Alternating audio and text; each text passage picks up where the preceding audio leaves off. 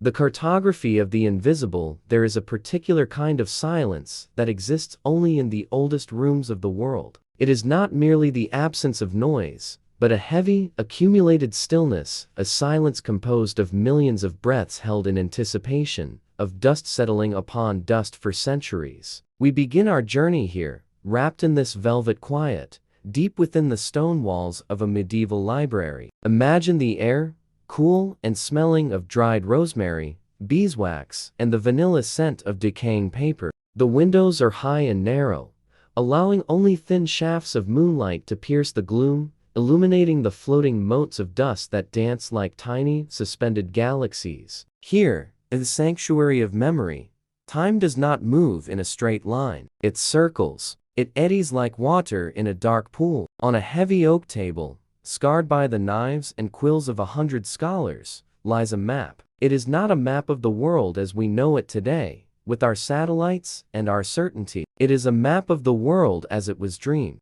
The parchment is brittle, the color of old ivory and tea, curling at the corners as if trying to roll itself back into the secrecy of a scroll. If you were to lean closer, moving your face into the warm, flickering circle of a single tallow candle, you would see the ink lines. They are delicate, spiderweb thin, tracing the jagged coasts of Europe, the familiar curve of Africa. But as your eye travels west, across the vast, terrifying emptiness of the Atlantic, the certainty of the ink begins to falter. The lines become hesitant. The confident black strokes turn to tentative washes of sepia and gray, and then they stop.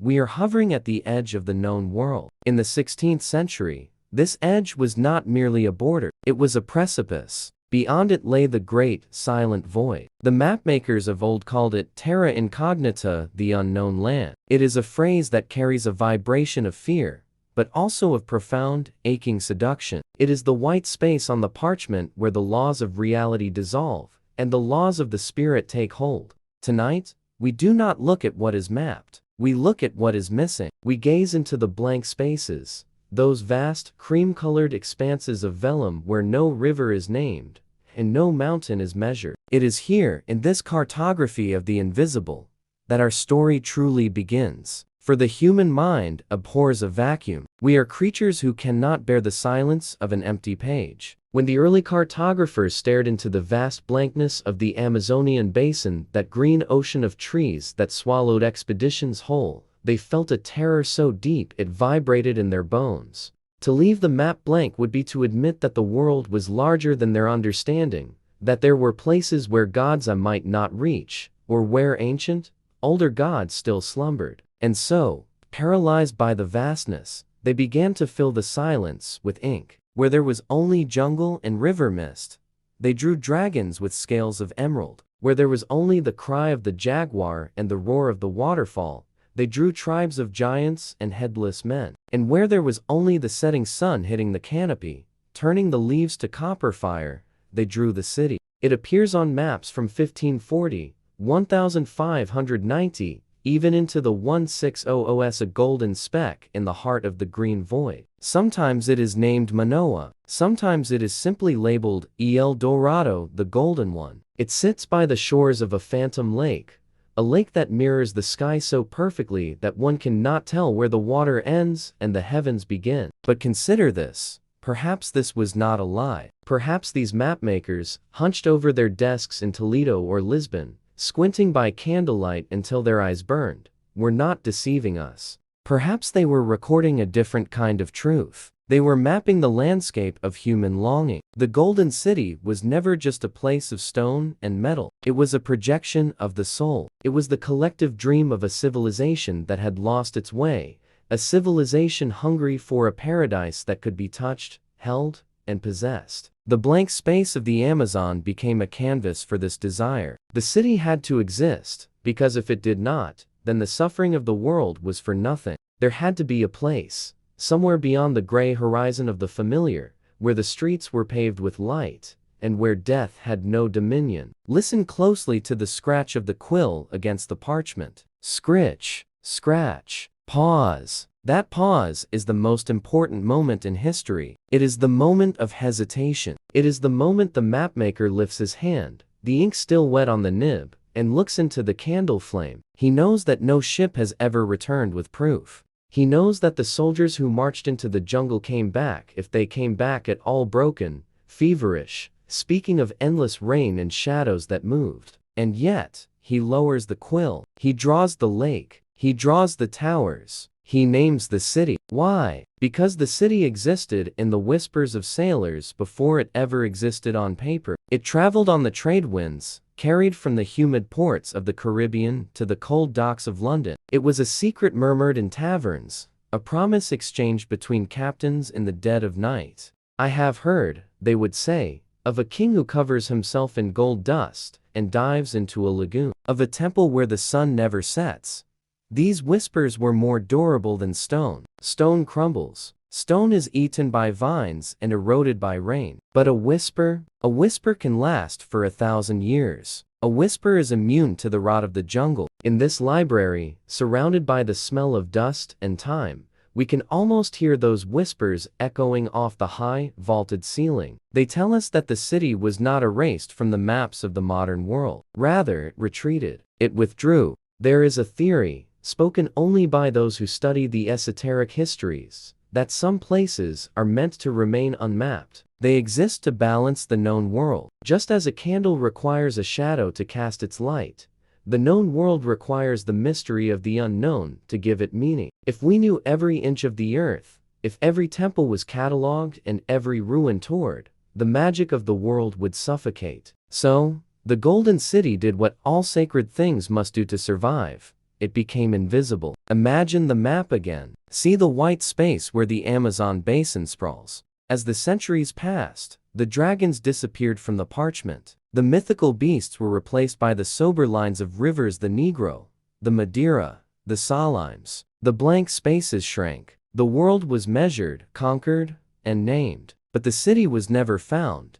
It simply slipped into the gaps between the contour lines. It hid beneath the canopy of the trees, cloaked in mist and silence. It is said that the mapmakers of later centuries, those men of science and reason, would sometimes feel a phantom weight in their hands as they drew the maps of South America. They would feel a compulsion to leave a space blank, a small, unexplained void in the heart of the jungle, a respect for the silence. As we drift deeper into the night, let us hold this image in our minds, the quill hovering over the blank space. The mapmaker hesitates. He dips the pen in the ink, but he does not write. In that hesitation, there is a profound wisdom. He realizes that to name the city is to limit it. To place it on a map is to invite its destruction. If he marks it with an X, the armies will come. The fire will come. The noise of the world will rush in and shatter the sacred stillness. So, he leaves the space empty. He protects the secret by refusing to acknowledge it. The candle flickers in the library, casting long,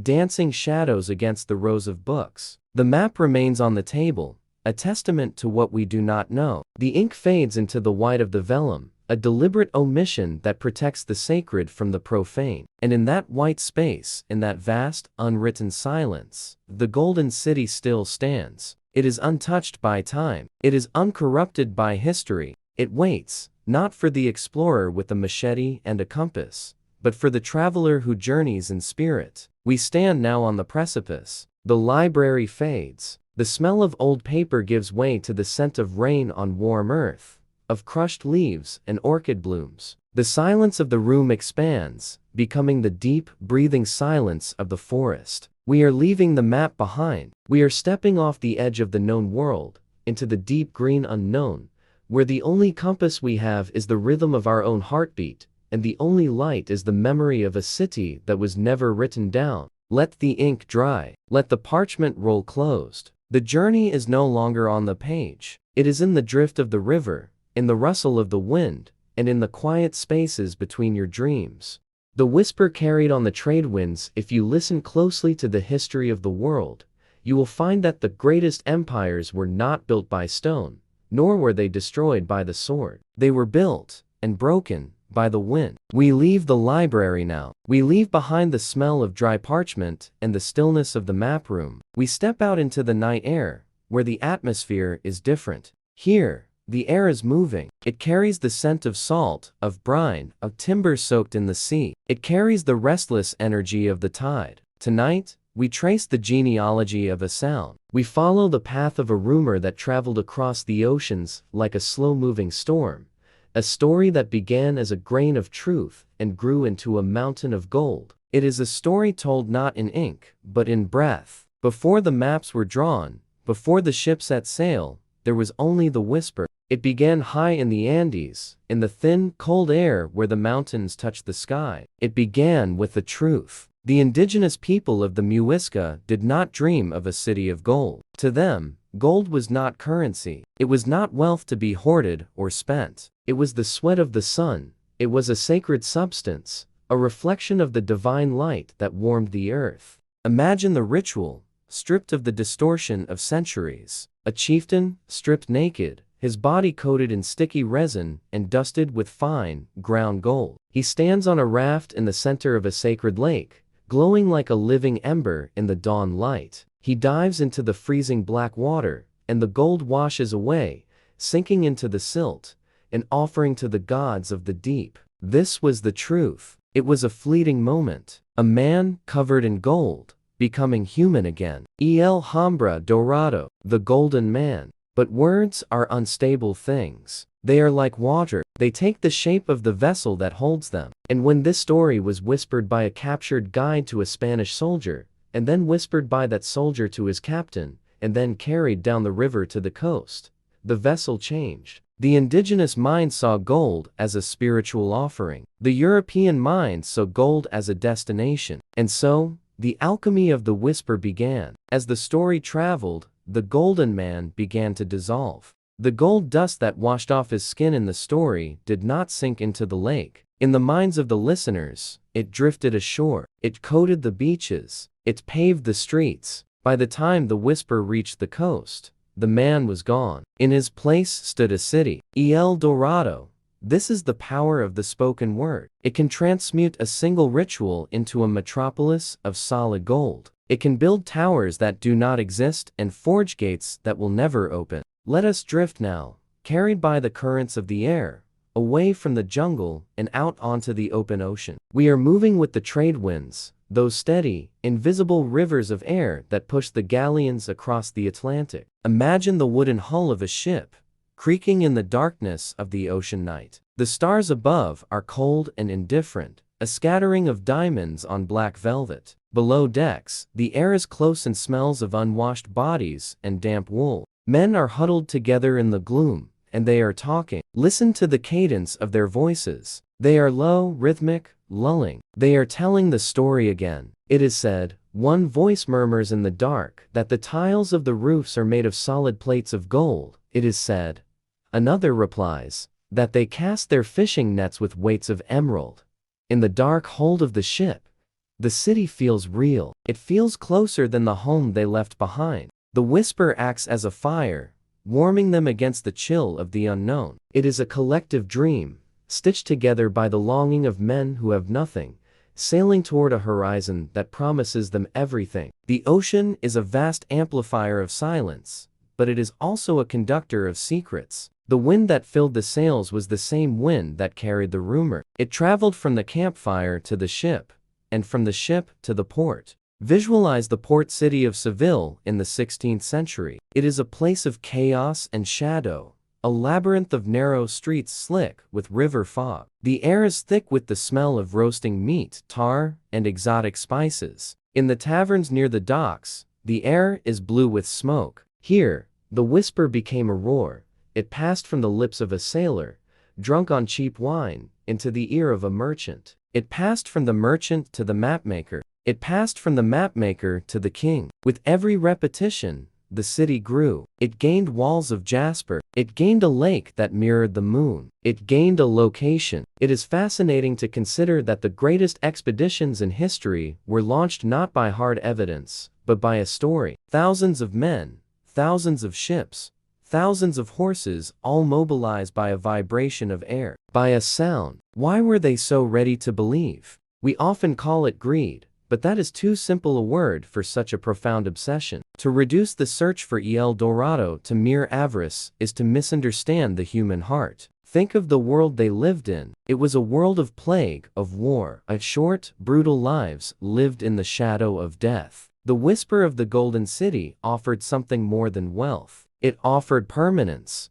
Gold does not rust. Gold does not decay. Gold is immutable. To find a city made of gold was to find a place that was immortal. The whisper was a promise that somewhere on this rotting, dying earth, there was a place that remained perfect. A place where the sun never truly set. The narrative of the trade winds is a narrative of seduction. The wind pulls you in. It tugs at your sleeve. It whispers that the truth is just over the next wave, just behind the next bank of fog. As the ships crossed the Atlantic, following the invisible road of the wind, the sailors would stare at the horizon. In the haze of the sunset, where the clouds banked up in towers of orange and purple, they would see it. For a heartbeat, the clouds would look like battlements. The sun hitting the water would look like a paved road of bullion. There, they would whisper, "Do you see it?" And then the wind would shift, the clouds would disperse, and there would be only the empty ocean. But the whisper does not die when the vision fades. It simply retreats. It waits. The trade winds are still blowing today. If you stand on the shores of the Atlantic, or deep in the canopy of the Amazon, and you listen, truly listen, past the noise of the modern world, you can still hear the echo of that ancient longing. It is a soft sound, like the rustle of dry leaves or the hush of waves pulling back from the sand. It is the sound of a secret that refuses to be told fully. The Golden City was never found because it was never made of stone. It was built of words. It was constructed in the breathless space between the teller and the listener. It floats there still, suspended in the collective memory of humanity, a ghost ship sailing on a sea of wind. And perhaps that is where it belongs. Not on a map, pinned down by coordinates and latitude, but in the air itself. Invisible, ubiquitous, eternal. As the wind settles and the night deepens around us, we let the rumor drift away. We let the voices of the sailors and the kings fade back into the silence of history. The fire dies down. The port city sleeps.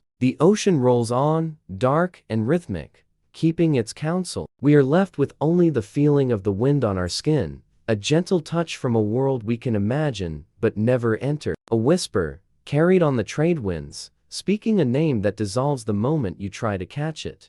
The gate of emerald and mist. To find what is truly hidden, one must first be willing to leave the light. The world we know, the world of maps and clocks and clear horizons, is a world of harsh clarity. In the open plains, the sun dictates the truth. It bleaches the bones of the earth. It reveals every crack in the stone. It allows for no secrets. But the Golden City does not belong to the sun. It belongs to the shadow. We are moving now, drifting away from the open sea and the familiar coastlines, traveling inland, up the winding veins of the great river. The journey enters the physical realm, crossing a threshold that is more ancient than any border drawn by kings. We are approaching the lungs of the world. We are approaching the green cathedral. Watch as the sky changes. The infinite blue dome above begins to narrow. The horizon, once a flat line of ocean or savanna, begins to rise. It swells into a wall of verdant green,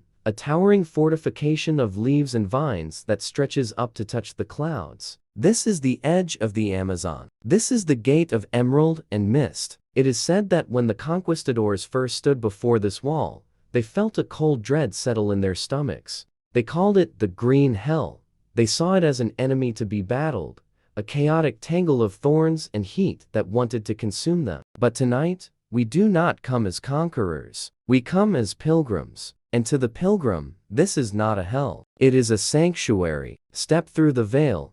The first thing you notice is the change in the light. It happens in an instant. The blinding, white glare of the open sky is extinguished, replaced by a soft, subaqueous gloom. It is like diving into a deep pool of water. The air here is not merely air. It is a substance. It is heavy, humid, and rich. It sits on your skin like a damp cloth. It smells of wet earth, of crushing petals, of wood rotting into soil and soil bursting into life. Breathe it in. This is the oldest air on earth. It has been cycled through the leaves of trees that have stood since before Rome fell.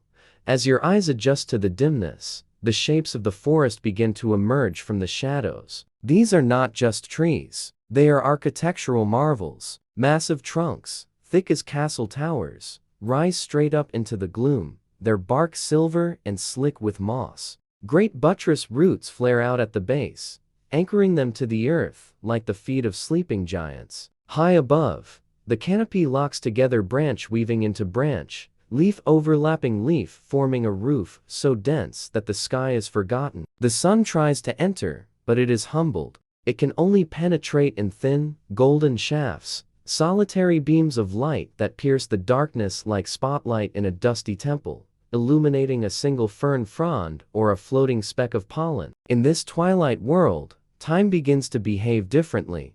Out in the cities of men, time is a straight line. It ticks forward, second by second, marching toward the future. But here in the deep green, time is a circle. It is a slow, heavy loop of decay and rebirth. A tree falls, and before it can die, it becomes a garden for 1,000 new saplings. A flower blooms, wilts, and feeds the beetle. The past and the future are happening at the exact same moment. To walk here is to wade through a history that was never written down. Listen to the silence. It is not an empty silence. It is a loud, vibrating stillness. It is the hum of a billion tiny lives, the cicadas tuning their instruments, the rustle of a lizard on dry leaves, the distant, mournful cry of a howler monkey that sounds like wind blowing through a hollow pipe. This forest is the guardian of the myth. For centuries, explorers have hacked at these vines with machetes, cursing the density, searching for the glint of gold behind the wall of green.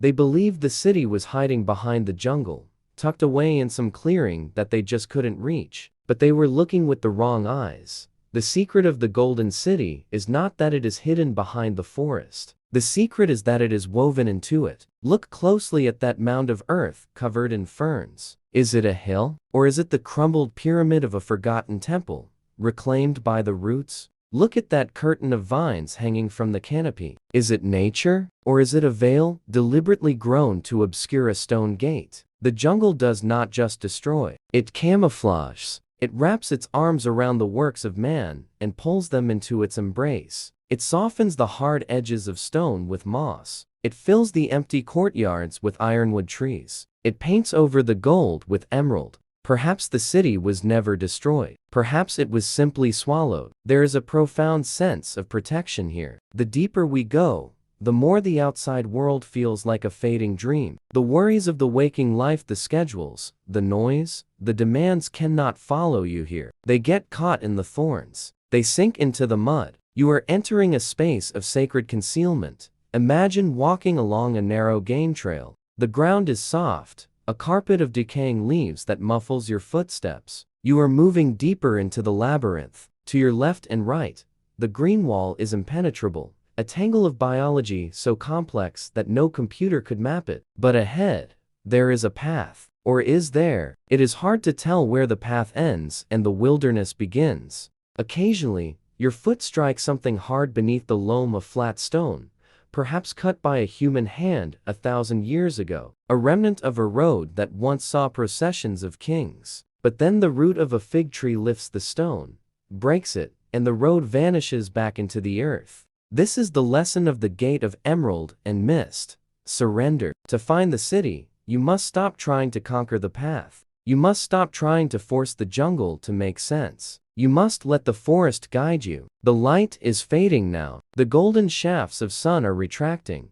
pulling back up into the canopy. As evening approaches, the bioluminescence begins to wake tiny fungi on the rotting logs, glowing with a soft, ghostly blue light. The fireflies begin their dance, mimicking the stars that are hidden by the roof of leaves. We have crossed the threshold. The gate is closed behind us, sealed by a wall of mist that rises from the cooling river. We are inside the cathedral now. The doors are locked. The sanctuary is secure. Beneath the silence, the forest breathes. In and out, a slow, rhythmic respiration that matches the beating of your own heart. You are safe here, hidden in the fold of the map that was never drawn. The logic of the modern world has been left at the edge of the trees. Here, there is only the ancient law of growth, and the quiet, enduring mystery of what lies buried beneath the roots. Walk slowly, step lightly. The city is near, but to see it, you must first learn to see the dark.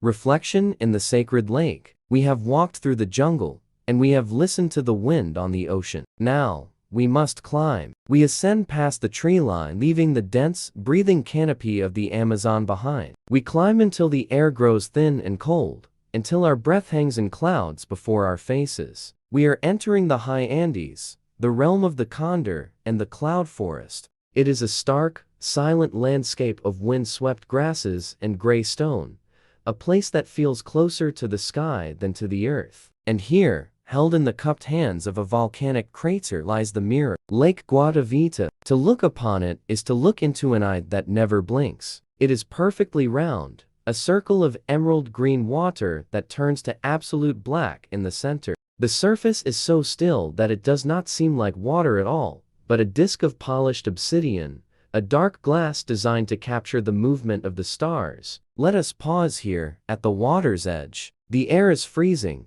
biting at your skin, but there is a strange warmth in the memory of this place. This is the heart of the myth. This is the geographical coordinate where the legend of El Dorado was born. But before it was a story of greed, before it was a map of conquest, it was a prayer. It is said that for the Muisca people, who lived in these high valleys for centuries, gold was not money. They had no concept of currency. They did not buy, and they did not sell. To them, gold was something far more profound. They called it the sweat of the sun. Consider that image. The sun, the great giver of life, shedding its divine essence onto the earth, where it hardened into metal. Gold was captured light. It was the physical manifestation of energy, of warmth, of the creative force of the universe. To possess gold was not to be rich. It was to hold a piece of the sun in your hand. And what do you do with a piece of the sun? You do not hoard it. You do not lock it in a vault. You give it back. Close your eyes and let the centuries dissolve. Let the silence of the modern crater fill with the sounds of the ancient night. It is a night of the solstice, when the barrier between the worlds is thin. Fires are burning along the ridge of the crater, hundreds of them, a ring of orange flames reflecting in the black water below. The smoke of burning resin copal and fralaean drifts across the surface, a sweet, heavy incense that calms the mind and opens the spirit. At the edge of the lake, a raft waits. It is woven from the reeds of the wetlands, fragile and buoyant. On it stands the Zipa, the chieftain. But he is no longer a man. He has been transformed. Attendants have coated his naked skin in a sticky, aromatic resin. And now, they take handfuls of fine gold dust ground from the mask of the sun, and they blow it onto his body. The dust clings to the resin. It covers his arms, his chest, his face. He becomes a living statue of shimmering light. He is El Dorado, the Gilded One. He steps onto the raft. He carries no sword. He carries no scepter. At his feet lie piles of emeralds and heavy golden tunjos, small figures cast in the shape of serpents, frogs, and warriors. The raft pushes off. The pacing of this moment is slow, agonizingly beautiful. There is no sound but the gentle lap of water against the reeds and the crackle of the fires on the distant shore. The raft drifts toward the center of the lake, the navel of the world. As he glides over the black depths, the Gilded One is suspended between two skies. There is the sky above, thick with the stars of the Milky Way, and there is the sky below, perfectly reflected in the water. He is floating in the cosmos. When the raft reaches the exact center, the movement stops. Silence falls over the crater. The fires on the shore seem to hold their breath. And then, the offering begins. One by one, the emeralds are dropped into the water. Plip, plip, tiny sounds, swallowed instantly by the vastness of the lake. Then, the golden figures. They sink through the cold surface, spiraling down into the dark. Finally, the Gilded One himself dives. Visualize this moment not with the violence of a splash, but with the grace of a return. The golden body breaks the surface of the black mirror. The cold water washes over him. As he swims, the gold dust is rinsed from his skin. The sweat of the sun is released into the womb of the earth. Clouds of gold particles drift away from his body, suspended in the water like a nebula. They catch the light of the moon one last time before slowly, softly, sinking into the abyss. This was the transaction. There was no purchase made. There was no exchange of goods. It was a restoration of balance. The earth gave the gold to the people, and the people, in their wisdom, understood that they could not keep it. To keep the light is to extinguish it. To keep the flow of energy is to stagnate. So they returned it. They gave the most precious substance they knew back to the darkness, entrusting it to the mud and the silence at the bottom of the lake. When the chieftain climbed back onto the raft, he was clean. He was human again. The gold was gone. The ritual was complete. It is a tragedy of history that this act of spiritual surrender was misinterpreted by eyes that could only see profit. When the stories of this ceremony drifted down the mountains and reached the ears of the Europeans, they did not hear a story of balance. They heard a story of a lake lined with treasure. They did not understand that the treasure was the water. The treasure was the reflection. For centuries afterward,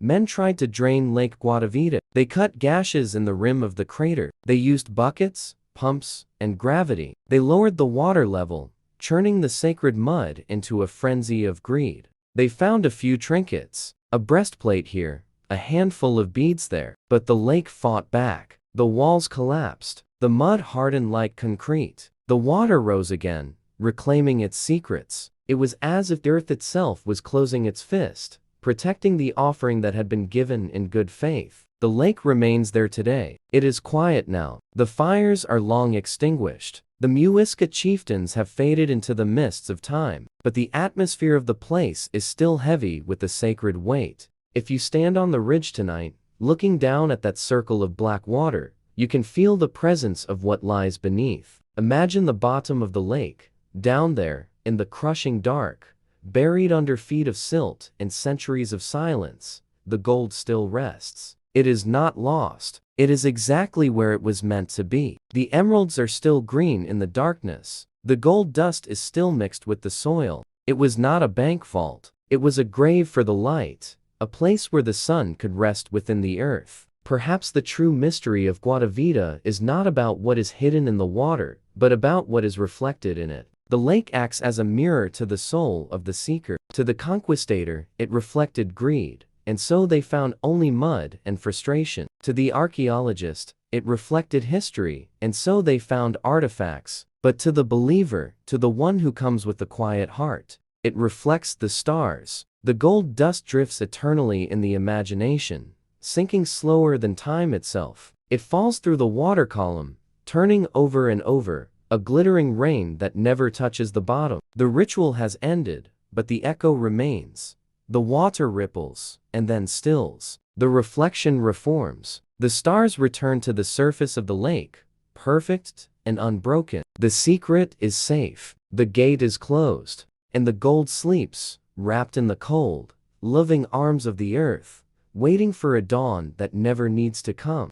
Stone laid by the hands of giants. We must leave the water now. We must leave the reflection of the stars on the sacred lake, and the memory of gold. Sinking into the dark, we travel deeper, further inland, ascending into the thin, cold air of the unexplored hinterlands. We move into a realm where the earth itself hardens, where the lush, breathing softness of the lower jungle gives way to the enduring spine of the continent. We are entering the kingdom of stone. Let your imagination walk ahead of you, pushing through the final curtain of high-altitude cloud forest. The air here is crisp and smells of wet granite and ancient soil. And there, rising from the mist, it stands. The city. It does not appear as a ruin. Ruins suggest a losing battle against time. This place suggests eternity. Before you see the structures, you feel them. You feel the sheer weight of them pressing down on the mountain. These are not walls built by stacking rocks together. These are walls that feel as though the mountain itself was ordered to change its shape, to rearrange its own bones into terraces and towers. Walk closer to the outermost wall. Reach out your hand in the dim light and touch the face of the stone. It is cold, colder than the air around it. It is rough with the growth of centuries, crusts of gray and orange lichen, thick pelts of emerald moss that hold the morning dew like jewels. But look beneath the moss. Look at the joinery. Here is the great and silent mystery that has stopped explorers in their tracks for 500 years. The stones are massive monoliths the size of houses, weighing hundreds of tons. They are polygonal, irregular, cut into shapes that defy logic: 12-sided angles, curving corners, interlocking puzzle pieces of granite. And yet, they fit together with a precision that seems impossible. There is no mortar here. There is no cement holding these giants together. There is only friction and gravity, and a craftsmanship so perfect that even today, after millennia of earthquakes and torrential rains, you cannot slide a single sheet of paper between the blocks. Not even a shadow can pass between them. How? Whispers tell us that they possessed a knowledge we have lost. Some say they knew how to soften the stone, to mold granite like warm clay before letting it harden again. Others say they used sounds, vibrations that could levitate the monoliths, floating them into place on currents of air. Standing here, in the shadow of these cyclopean walls, it is easy to believe that these stones were not laid by ordinary men. They feel like the work of giants. Not giants in stature, perhaps, but giants in mind, in spirit, possessing an engineering ambition that makes our modern world feel small and temporary. They built not for a lifetime, but for deep time. They built structures intended to stand until the mountains themselves crumbled back into the sea. As we move deeper into the silent city, climbing stone staircases cut directly into the bedrock, we realize that this place was not just a fortress. It was a machine. The city is built in absolute harmony with the cosmos. It is a mirror of the heavens constructed on earth. The streets do not curve randomly. They follow the ley lines of the mountain ridges. The terraces do not just hold soil. They are tuned to the acoustic properties of the valley, amplifying the sound of wind and water. Imagine standing in the central plaza as the sun begins to set on the day of the winter solstice. The entire city holds its breath. The architecture is waiting. There is a temple here, built of polished gray andesite, smooth as glass. It has a single window, trapezoidal in shape, facing west. For 364 days of the year, the sun passes over the temple, casting shadows that stretch and fade. But on this one day, the shortest day of the year, the dying sun sinks toward a specific notch in the distant mountain range. The last, golden ray of light shoots across the valley like an arrow. It flies straight through the window of the temple and strikes a perfectly placed altar stone in the center of the darkened room. For a few fleeting minutes, the stone glows. The heart of the city is ignited by the sun. This was a civilization that did not need clocks. They lived inside a calendar made of rock. They knew the precise rhythm of the stars, the slow wobble of the earth on its axis, the exact moment the seasons turn. They anchored their lives to the movements of the celestial spheres, perhaps believing that by aligning their stone with the stars, they could partake in the immortality of the heavens. The light is failing now. The golden hour fades into the blue bruise of twilight, and then into the deep indigo of true night. The jungle around the city, which has been trying to swallow it for centuries, recedes into the darkness. The vines and the trees blur into a shapeless wall of black, but the stone remains sharp. The stone catches the starlight. The moon rises over the jagged peaks of the Andes. It is a brilliant, cold moon, turning the gray granite into silver. Walk in your mind through the moonlit courtyards. The air is absolutely still. There is no sound but the echo of your own imaginary footsteps on the flagstones. The city is empty of people. The priests who watched the solstice sun are gone. The kings who commanded the moving of mountains have returned to dust.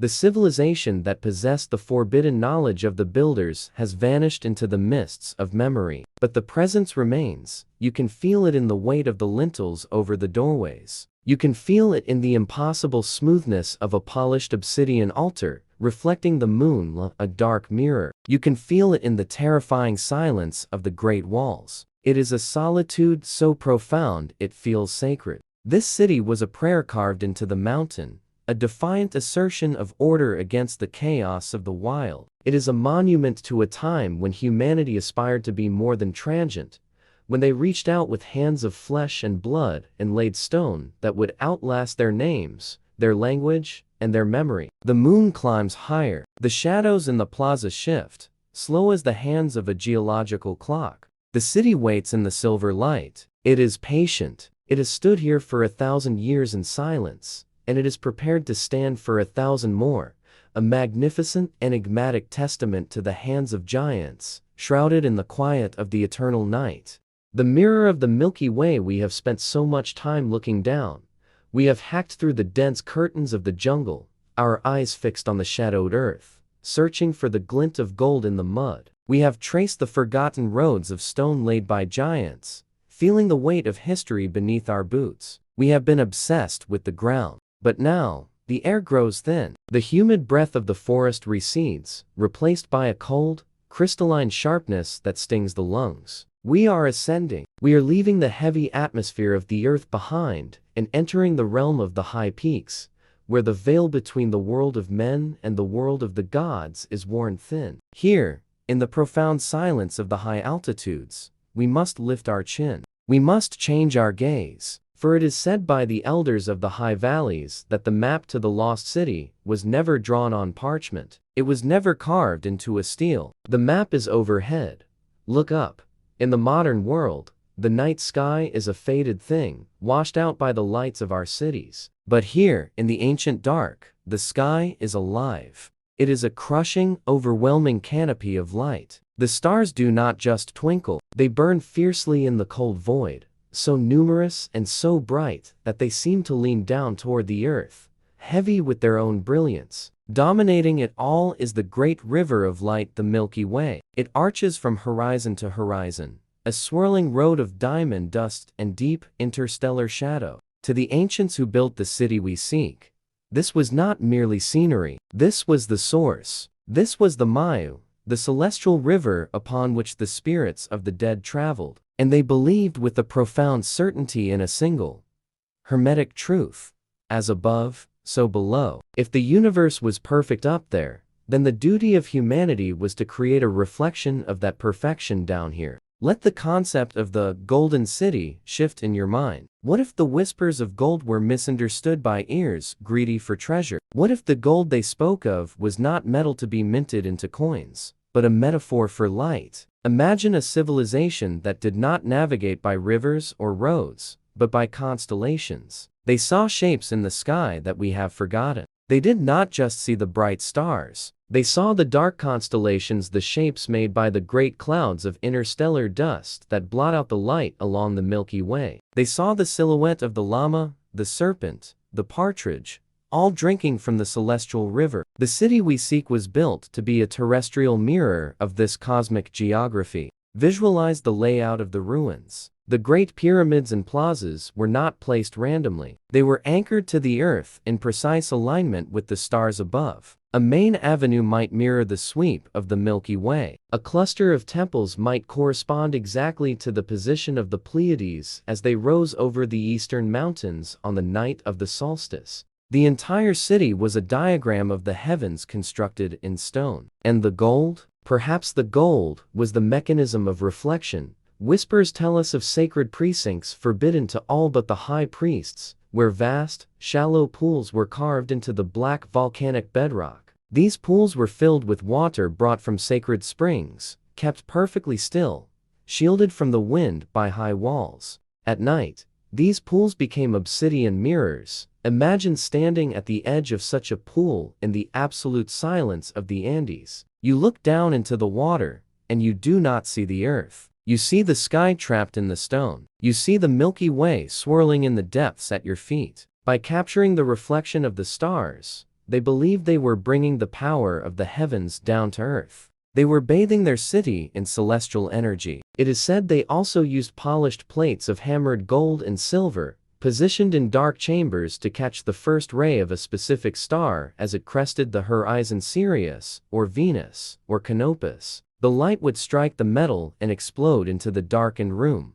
illuminating the gods with starfire. This was a wealth far greater than mere bullion. It was the wealth of connection. The city was a machine of time, a vast, intricate clock built of rock and light. Gnomons of stone cast shadows that measured the long, slow wobble of the earth on its axis. Windows cut through meters of granite were aligned to capture a single moment of sunlight that happened only once a year. The people who built this machine have vanished into the dust. Their voices are silent, their empires have crumbled, but the machine still works. Tonight, in the forgotten corners of the Andes, the shadows still align. The stars still rise in their appointed windows. The empty reflecting pools wait for the rains to fill them so they can mirror the sky once more. The city continues to keep time on a geological scale, indifferent to the brief flicker of human history. To contemplate this is to feel a profound sense of vertigo. Standing here, high on the spine of the world, looking up into the infinite spiral of the galaxy, you realize how small we are. You realize that the mystery we have been chasing is not buried in the ground. It is orbiting all around us. The connection between humanity and the cosmos, a wisdom that understood the cycles of the universe intimately, has been severed. We have forgotten how to read the sky, but the sky has not forgotten us. The map is still there, written in light across the dark expanse, waiting for eyes that know how to see it. The Golden City is not gone. It is just suspended, floating in the great, silent mirror between the earth and the stars. Let your gaze drift upward, past the mountains, past the clouds, into that sea of ancient light. Feel the rotation of the earth beneath your feet. You are traveling through the cosmos, held safe by gravity, breathing the thin, sacred air of the high places. The silence here is the silence of deep space. It is a velvet blanket, heavy and soft, wrapping around you, inviting you to close your eyes and drift on the celestial river, following the path of the ancients into the dream time.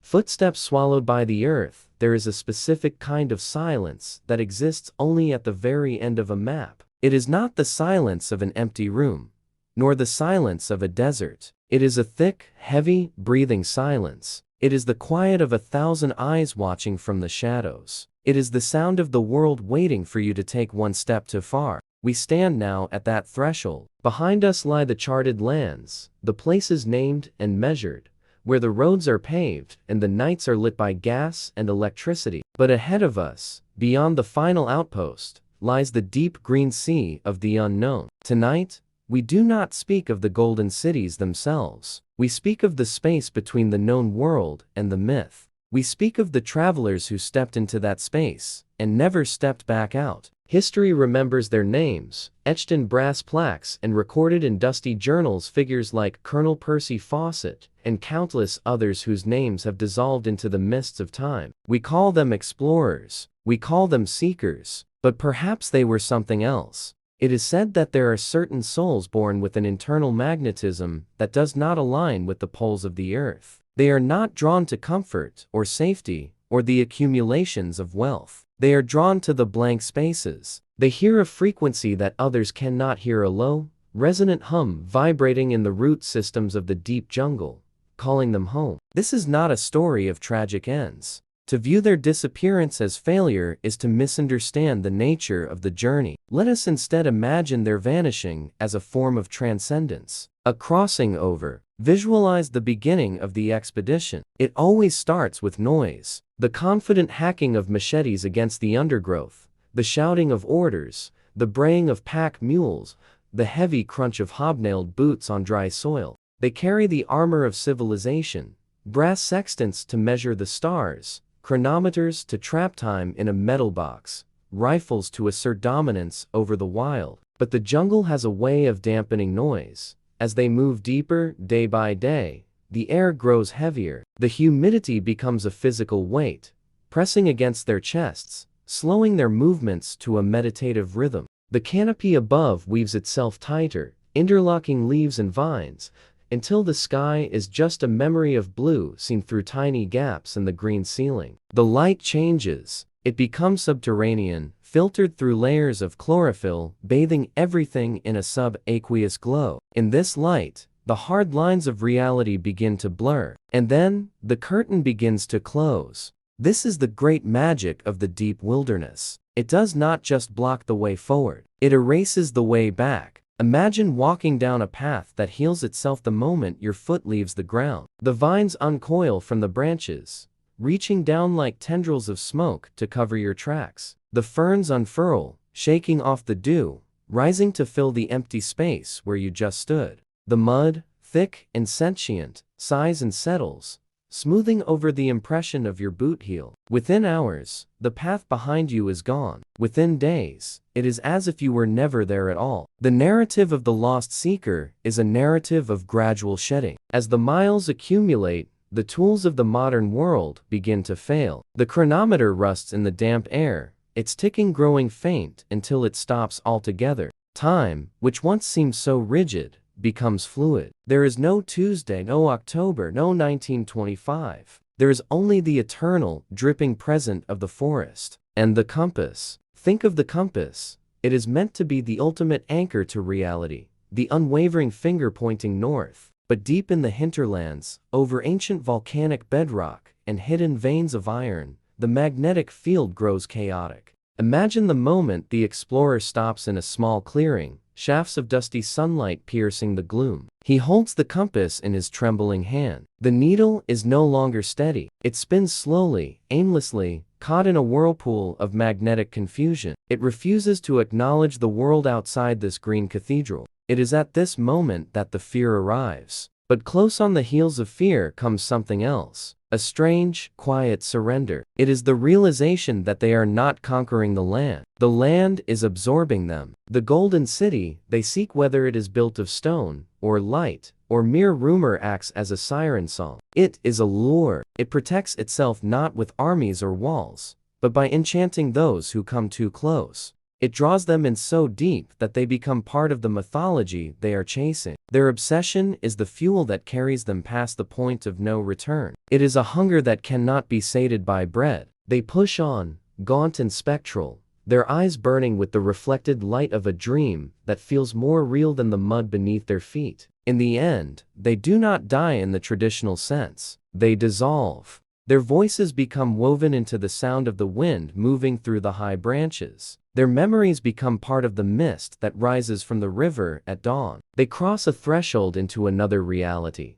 a place where they are finally and completely lost, and therefore, finally free. What remains of them in our world? Only echoes. Whispers tell us of white explorers seen living among distant tribes, having forgotten their own languages. Diaries are found decades later in rotting leather satchels, the last entries written in a script that drifts into illegibility, speaking of towers seen in the moonlight and music heard on the wind. And sometimes we find physical traces, little altars to the vanished. Let the final image of this journey settle in your mind as sleep approaches. We are deep in the mossy quiet of a forgotten valley. The air is cool and smells of ancient stone. Resting on a boulder covered in a soft pelt of emerald velvet moss lies a rusted compass. The glass face is cracked, spider-webbed by time and weather. The brass casing is corroded to a dull green. But look closely at the needle inside, frozen by rust.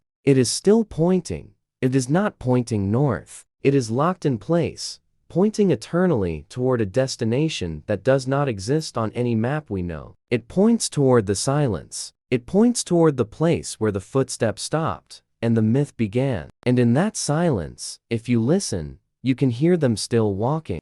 The veil drawn by the forest. There is a war that has been fought on this earth for 1,000,000 years. It is not a war of swords, nor of gunpowder, nor of ideologies. It is a war of silence. It is the battle between the stone and the seed. We have spoken of the builders, the giants who cut the granite and aligned the temples with the stars. They believed, in their arrogance, that they were building for eternity. They believed that stone was the final word. But the forest does not rush. The forest has no concept of urgency. It has only patience. As the civilization of the Golden City began to fade, whether by exodus, by famine, or by a quiet decision to leave, the forest was waiting at the gates. It did not invade with the roar of an army. It invaded with the silence of moss. This chapter of our journey is the story of the veil. It is the story of how the earth reclaimed its own, drawing a heavy, green curtain over the works of man, hiding them away in a chamber of shadows where they could sleep undisturbed by the passage of time. Visualize the beginning of this reclamation. It starts with the smallest of things.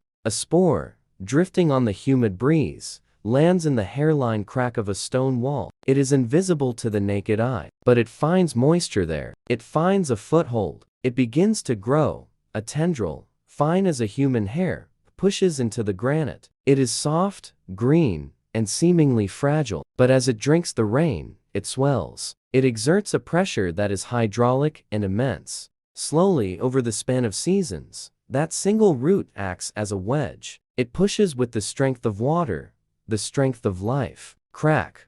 A sound too slow for the human ear to hear. The stone yields. The wall, which stood against earthquakes and storms, surrenders to the seed. This is the slow-motion violence of the jungle. It is a strangulation of love. Imagine the vines, the lianas descending from the canopy like ropes dropped by sailors. They swing in the wind until they touch the stone towers. They find purchase on the carvings of the gods. They begin to climb. They wrap themselves around the columns, tightening their grip with every passing year. They are the muscles of the forest, pulling the high places down to the earth. We often think of ruins as places that have been destroyed. But here, in the deep Amazon, the city was not destroyed. It was subsumed. Picture the city as a shipwreck resting on the bottom of the ocean. But this is a green ocean. The canopy above is the surface, a rolling sea of leaves that hides everything below from the sun. The city sits in the crushing depths, bathed in a subaqueous gloom.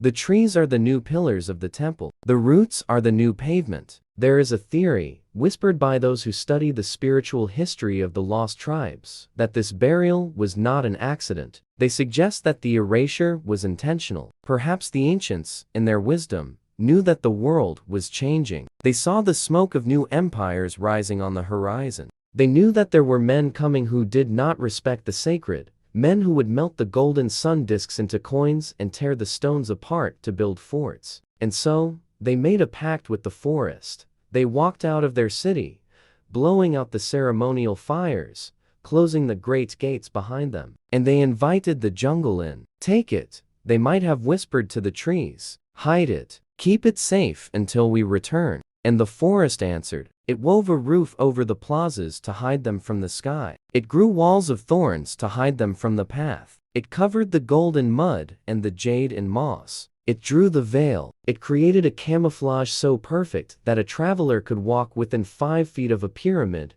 and see only a hill covered in ferns. The city became a ghost, existing only in the negative space between the trees. In our modern age, we believe we have stripped this veil away. We have built machines that can see through the leaves. We fly over the jungle with instruments of light LiDAR, casting millions of laser beams down through the canopy. These beams hit the earth and bounce back, stripping away the trees in a digital point cloud, revealing the bare earth beneath. And what do we see? We see the ghosts of giants. On our computer screens, the jungle vanishes, and the city rises again. We see the sharp angles of the pyramids, the long, straight lines of the causeways connecting plazas that have been empty for 1,000 years. We see the footprint of a metropolis that rivals Rome or Cairo, hiding in what we thought was virgin wilderness. But this is a hollow victory. We have found the bones, but we have not found the breath. The LiDAR can show us the shape of the stone,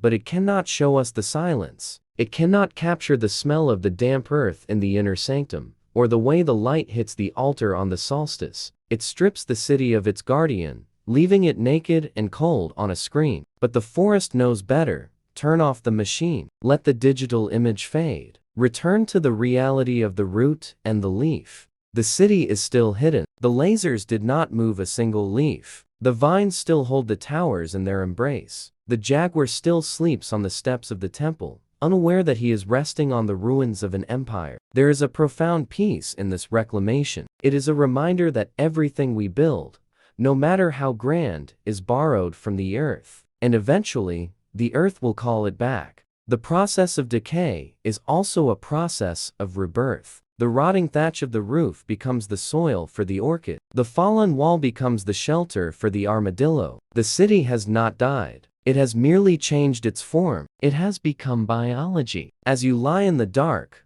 listening to the rhythm of the night, imagine the forest breathing in and out. It is a slow, heavy pulse that has beaten over the ruins for centuries. It is the breath of a guardian that never sleeps. The veil is drawn tight. The edges are sealed with mud and time. The secrets of the Golden City are safe, wrapped in the green shroud, waiting out the noise of history. Let us leave them there. Let us respect the camouflage. Some things are not meant to be excavated. Some things belong to the roots. The jungle covers the stone. The mist covers the jungle. And the night covers it all. We drift away now, floating back up through the canopy, leaving the sleeping city to its dreams. The struggle between the stone and the seed is over. The seed has won, and in that victory, there is silence.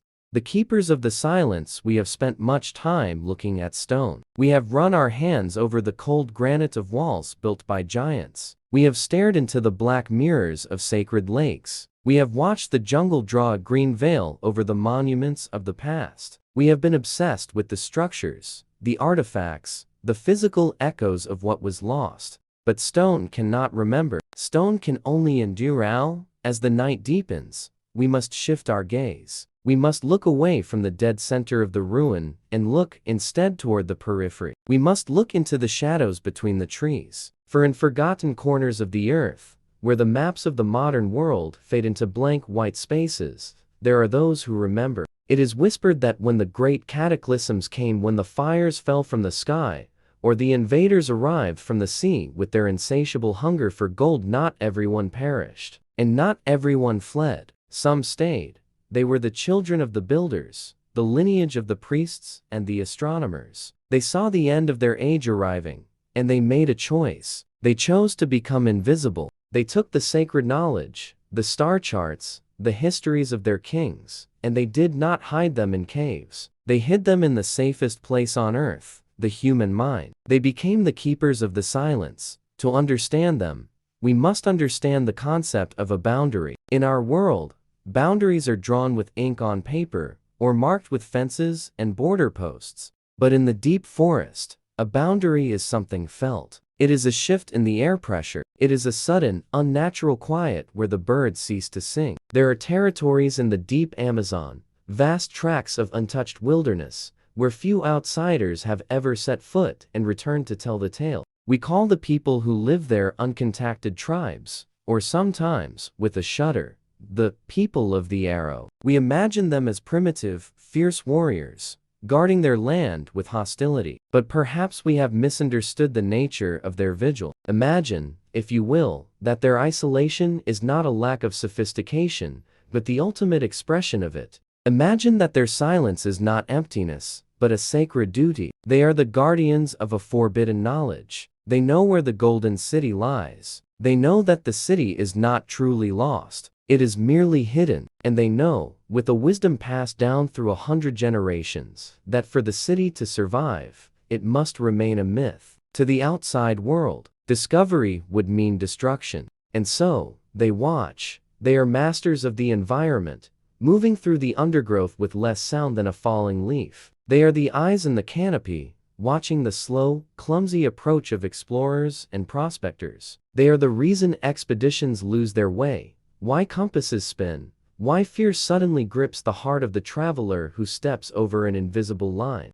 They do not guard the city with walls of stone. They guard it with a wall of fear and mystery. The atmosphere here, on the edge of their world, is hushed. We are intruders on sacred ground. We must tread lightly, respectfully, watching only from the periphery of their domain. How do they maintain this vigil for centuries, without the written word, without stone tablets to record their duty? They have created a geography of memory. In their world, a map is not something you hold in your hands. A map is a song. The history of their people, the location of the sacred sites, the path to the hidden city, is all encoded in rhythm and melody, passed from elder to child in the long, dark nights of the rainy season. A bend in the river is not just a geographical feature. It is a verse in a ballad about an ancient king. A towering kapok tree is not just wood and leaf. It is a chapter in the story of creation. To walk through the forest is to walk through a living library, where every stone and stream has a voice. Whispers tell us that their elders can recite the star alignments of the past 1,000 years, not because they read it in a book, but because they heard it in a lullaby. This is how a civilization survives without stone. It breathes, it sings, it remembers. This brings us to the most tantalizing, the most haunting possibility of all. We have assumed that the Golden City is a ruin, a place of ghosts and dust. But what if it is not? What if the keepers are not just guarding a graveyard, but a living sanctuary? Beneath the silence of the canopy, hidden in valleys choked with mist, it is possible that the descendants of the builders still live. A society that looked at the approaching noise of the modern world and chose to step out of the flow of history. A people who decided that some truths are too dangerous for the rest of mankind to know. They may still walk the paved plazas in the moonlight. They may still keep the ancient calendars, watching the solstices from temples hidden by the moss. They exist in a parallel present, separated from us, not by time, but by a deliberate veil of secrecy. We will never know for sure. That is the point of their vigil. Their success depends on our ignorance. As we reach the end of our journey tonight, lying in the safety of the known world, let your mind drift one last time to that deep, impenetrable green. The forest seems quiet now. The wind has settled. The nocturnal animals have begun their hunt. But if you listen closely past the rustle of the leaves, past the sound of your own breathing, you might hear something. It is faint. It might just be the blood rushing in your ears. Thump, thump, thump. A low, steady vibration in the earth, like a heartbeat, or perhaps a drumbeat, sounding deep in the unexplored hinterlands. It is a signal, a communication between watchers who have seen us come to the edge of their world and are waiting for us to turn back. We are being watched by eyes that know the truth. The keepers are at their posts. The silence is held, and the secret of the Golden City remains safe, buried in the living memory of the forest, waiting for a time that may never come. The city that exists only in sleep. We have traveled far together. We have unrolled the brittle parchments of ancient maps and traced the ink lines until they faded into the unknown. We have stood in the humid silence of the great rainforest, watching the green veil be drawn over the works of giants. We have looked up from the high mountain peaks, seeing the blueprint of a city written in the swirling dust of the Milky Way. We have searched with our feet, with our eyes, and with our instruments. But now, the journey of the body is at an end. The heavy boots must be unlaced. The machete must be laid down in the grass. The compass, with its spinning, confused needle, must be closed. We have reached the final frontier. It is not a river, nor a mountain range. It is the threshold of your own consciousness. Perhaps you have realized it by now, in the quiet spaces between these tales. The Golden City we have sought. It was never truly a place of latitude and longitude. It was not built merely of granite and gold bullion. If it were made only of stone, the jungle would have eaten it long ago. If it were made only of gold, the empires of the world would have melted it down into coins and forgotten its name. But the city endures. It survives every expedition that fails to find it. Why? Because it is built of something far more durable than metal. It is built of human longing. It is constructed from the ancient, unquenchable desire for a somewhere else. Beneath the silence of our waking lives, we all carry a map to this place. It is the Ultima Thule of the human soul, the furthest attainable limit of our dreams. It is the belief that somewhere, beyond the horizon of the familiar, past the boundaries of pain and routine, there exists a sanctuary of perfect radiance. We need the Golden City to remain hidden. Consider this quiet truth.